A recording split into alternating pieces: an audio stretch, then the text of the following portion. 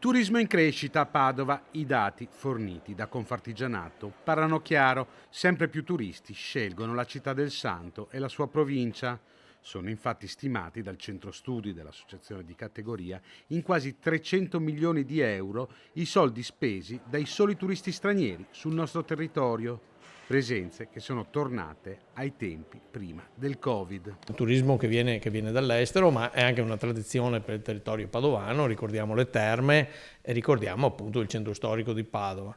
Ma non trascurerei anche quelle che sono per esempio le città murate della provincia e quelli che sono i percorsi ormai che sono veramente molto pittoreschi e molto interessanti da fare, che sono del cicloturismo e dell'enogastronomia. Importante attirare un turismo di qualità. Tradizionalmente Padova ha due canali, uno che è il turismo religioso che riguarda soprattutto Sant'Antonio o qualche altra attrazione del territorio, ma è soprattutto un turismo, chiamiamolo di qualità, molto mirato, di persone che si informano prima di venire nel nostro territorio, di quello che si può vedere, dove si può alloggiare, e qui ritorno proprio sul ragionamento delle città murate che sono attrezzate proprio per un percorso alternativo al turismo di massa. Lavorare sul miglioramento dei servizi ricettivi e sul marketing territoriale per continuare ad essere attrattivi